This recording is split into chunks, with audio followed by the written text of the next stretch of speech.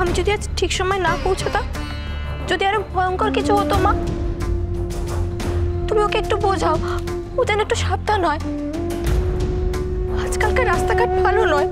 আরে বাপু, যার এরকম লক্ষ্মীমন্তর বউ তার কিচ্ছু হবে না। তুই খুব ভালো মেয়ে রে, খুব ভালো মেয়ে। চিরকাল স্বামীর এরকম সেবা করবি, বুঝলি?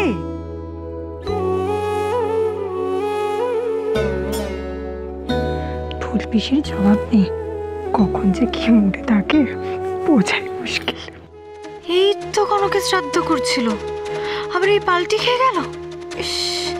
একটুকু বিশ্বাস করা যায় না দেখছি। তুমি না সত্যি ঠাকুরজি একটা পাগলি। এই একটু আগে কনক লেখাপড়া করে বলে কত কথাই বললে, আর এখন আদর করছো। করবো তো, 100 বার করবো। লেখাপড়া করছে বলেই না বুদ্ধি খুলেছে। এই যে গরম দুধ নিয়ে এলো, এটা তো উপস্থিত বুদ্ধি। এটা উপস্থিত বুদ্ধি কি এমনি এমনি আসে?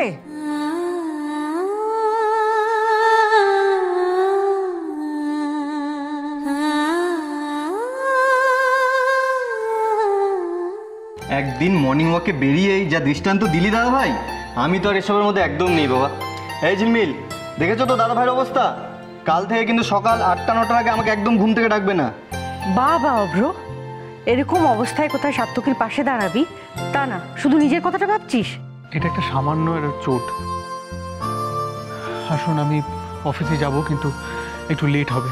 তুই এটা কি বলছিস সাত্তকী? এই পা নিয়ে তুই অফিসে যাবি? ইন্দিরা, তোমার ছেলের কথা শোনো। আচ্ছা, আমি তো হেঁটে অফিসে যাব না, যাব তো গাড়ি করে। আর বাড়িতে থেকেই বা কি করবো? বোর হবো এখানে।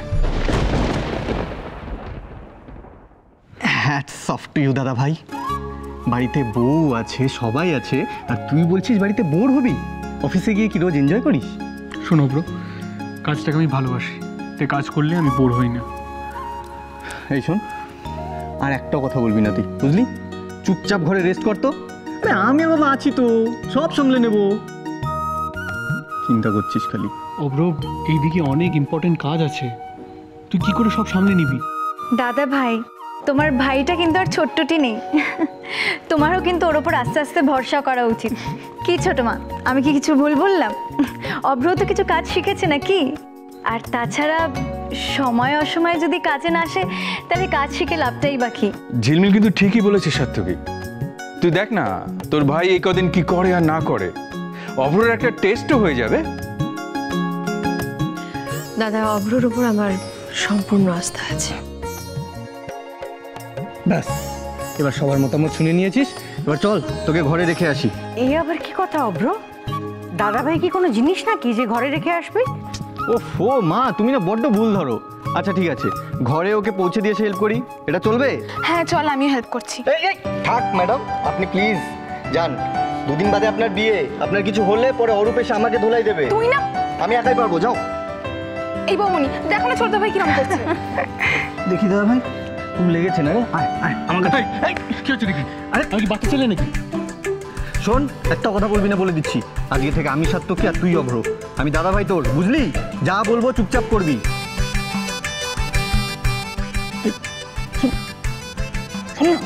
কি বলছি, অ্যাক্সিডেন্টটা কি ঘটেছে নাকি তুই জোর করে ঘটিয়েছিস?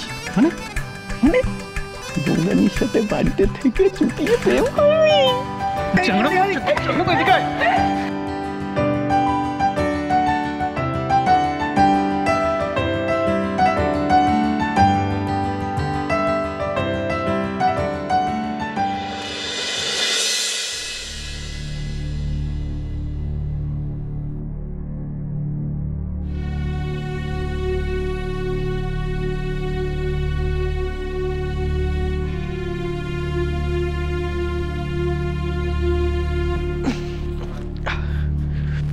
আপনি একা চলে এলেন কেন? কারোর সাথে আসতে পারতেন। আমি বারণ করেছি।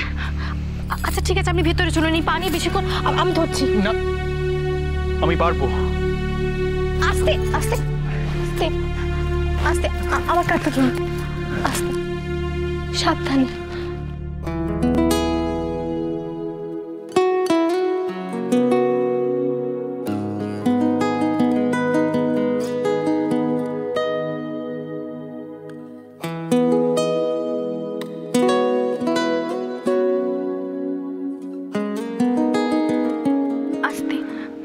সাবধানে চলো। আস্তে আস্তে আস্তে আসো, আস্তে আস্তে আস্তে।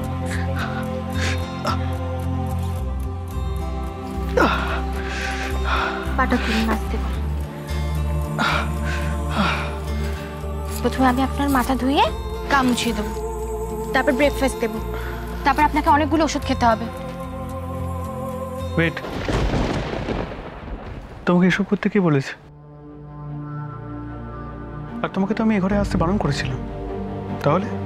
হ্যাঁ, বারণ করেছিলেন, কিন্তু যখন করেছিলেন তখন আপনি একদম সুস্থ ছিলেন, নিজের কাজটা নিজে করতে পারতেন। আর এখনো আমার তোমাকে কোনো দরকার নেই।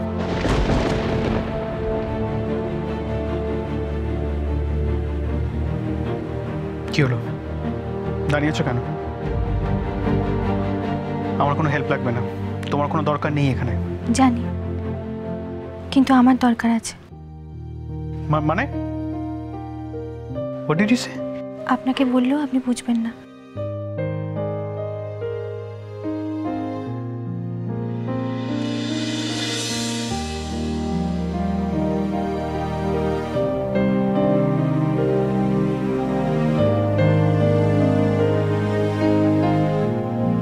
তবে যতদিন না আপনি একা উঠে দাঁড়াতে পারছেন, নিজে নিজে হাঁটতে পারছেন, ততদিন আমি আপনার সাথেই থাকবো। মানে আমার কিন্তু এসব একদম ভালো লাগে না। যেটা বলছি তোমাকে, তুমি সেটা করো। আপনার ভালো না লাগলে তো হবে না, আমি এখানেই থাকবো।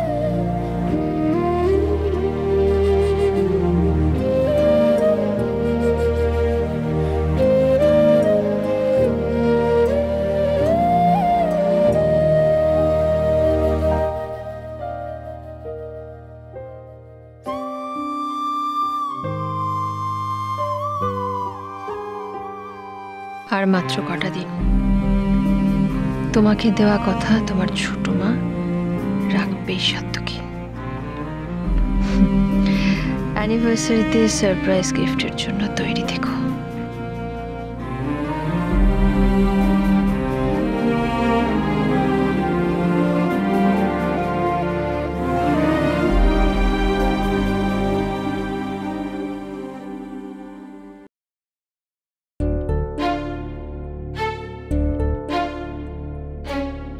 দাদা ভাই, একটু আসছি।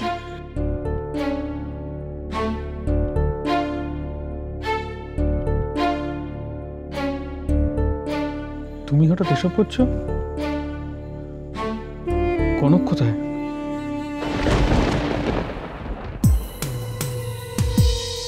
কেন যে সব প্রশ্ন করো দাদা ভাই?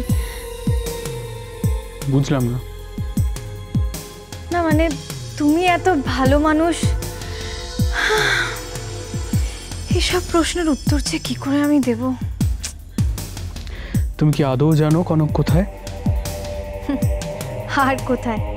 রোদ ঝড় জল বৃষ্টি কোনো কিছু কি কনককে পড়তে যাওয়া থেকে আটকাতে পেরেছে বলো? কিন্তু আমি তো ভাবলাম ও হয়তো আজকে পড়তে যাবে না, অন্তত তোমার কথা ভেবে। এই যে তোমাকে এই কথাগুলো বললাম না, আমার নিজেরই যেন কেমন কেমন লাগছে। শত হলেও কনক তো আমার বোন না, কিন্তু যখন দেখি না ঘুরছে ফিরছে আর বারবার বড় ঘড়ির দিকে তাকাচ্ছে যে পড়তে যাওয়ার সময় হলো কিনা, তখনই তো কেমন একটা যেন। কিন্তু কি আর করব বলো, কিছু তো আর বলার নেই। কনক তো এখন স্বাবলম্বী হয়ে গেছে, নিজের ভালোটা নিজেই বুঝতে শিখেছে, তাই না? সবে ঘুম থেকে উঠেই কড়া ডোজ পড়েছে, আর একটু চালিয়ে দিই। তুমি একবার ওকে ভালো করে দেখো না, মানে বেলা বাড়ার সাথে সাথে ওর চোখের মুখেই দেখতে পারবে একটা অদ্ভুত ঘোরের মধ্যেও থাকে। বাবা কে জানে পড়তে যাওয়ার মধ্যে এমন কি নেশা আছে, কে জানে রে বাবা। ইস, কি অবস্থা হয়েছে মুখটার। দাদা ভাই, এই কথাগুলো শুনে তোমার খারাপ লাগলো তাই না? এর জন্যই না আমি কিচ্ছু বলতে চাইছিলাম না তোমাকে। তোমার হয়ে গেছে সন্ধে দেবা? হ্যাঁ, কিন্তু আমি বলছিলাম যে তুমি তাহলে এখন আসতে পারো। আচ্ছা দাদা ভাই, তোমার কি কিছু লাগবে? যদি কিছু লাগে তুমি তুমি আর কনক দুজনেই সমান। কেউ একটা কথা বললে সেটা একবার শোনার প্রয়োজন মনে করো না। কিন্তু আমি তো দাদা ভাই। আমার কিছু লাগবে না, প্লিজ আমাকে একটু একা থাকতে দাও। তোমাদের সবাইকে তো একা করার চেষ্টাই করে যাচ্ছি আমি।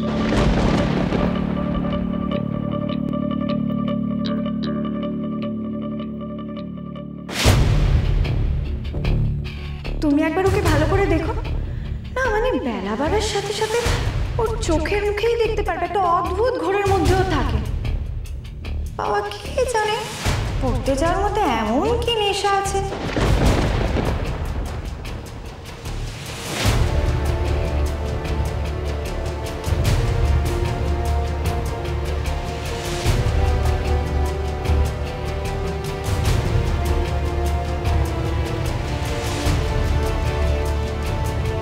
I hate you, Konak. I hate you.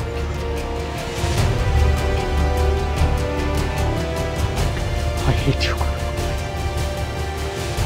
I hate you.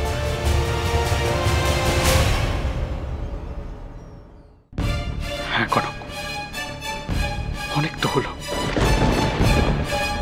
আমি ভেবে দেখলাম এটাই তোমার আর আমার পক্ষে ভালো।